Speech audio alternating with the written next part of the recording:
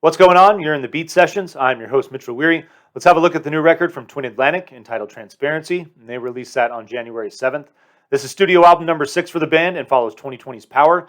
And Twin Atlantic rocking things as a duo these days. It's down to Sam McTrusty and Ross McNay after their drummer left suddenly last year. In my brief search to discover why, I couldn't find an answer. So if you have any information on that, please feel free to drop that in the comments below. But I would argue that the band is better with all the mix-ups that have happened in the last few years.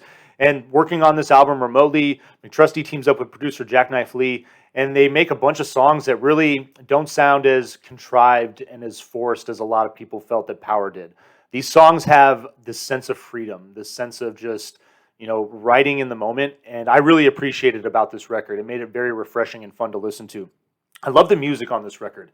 It's got this feel of kind of like Duran Duran. It's got that funky pop kind of 80s power punch meets Death Cab for Cutie. There's some really subdued, ballad moments on this record actually, but I really like that just really nice alternative rock element that's attached to this record, and they're blending both well. I really feel like they've left that whole pop punk label behind, and I know that they have a long history attached to all that, being on the Warped Tour and touring with a lot of other pop punk bands. But I really think that the direction that this band is moving in is phenomenal. I really appreciate what they're doing with their music stylistically, how they're growing and evolving. And this record's just a fine example of a band that I think is moving in a great direction. And again, especially after all the mix-ups and losing members, it's pretty solid to see these two guys just team up and work with Jackknife Lee and make what is overall a pretty fun, solid record. It starts off with Keep Your Head Up, kind of a personal song. I think a lot of it deals with McTrusty and his issues with his father growing up, things of that nature. Really like the piano melody in this track. However, overall, it's just not working for me. And it's one of those moments where there's a lot going on that I like, but overall, I think the song misses. It leads into One Man Party, your second song, which I think is also a miss. There's fun stuff on this. There's this kind of garage rock element meets this great electronic feel. There's a lot of it that reminded me of TV on the radio, honestly. And I liked the energy, but overall, there's just something about the song. It just needs a few tweaks. I think it's missing the mark. But that gets into Get Famous, which I really like this light, vibrant track. It's upbeat. It's got this feel of North American Scum by LCD Sound System. So really digging that track, and I liked the change of pace and the direction that it takes the record in from here on out. Young is your fourth song. Really like the tempo of that track. It's really got fun lyrics too.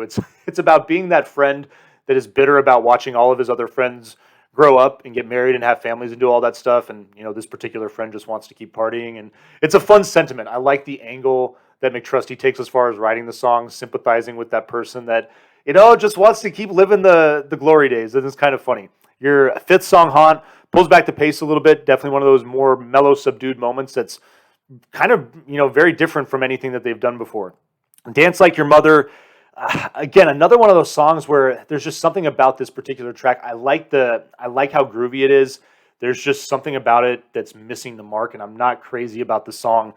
But then the back half of this thing, tracks 7 through 10 are phenomenal. Your seventh track, Dirty, is just a banger with this big chorus. It's got groovy verses. Really like the vocal. There's a lot about this song and a lot on this record that kind of reminds me of Royal Blood, and especially what they did on their most recent record as well. Bang on the Gong is your eighth song. Great funky rocker. It's got glam rock elements to it. Really loving that track a lot. That leads into your penultimate track. It's Getting Dark. Nice piano ballad. I really dig this song.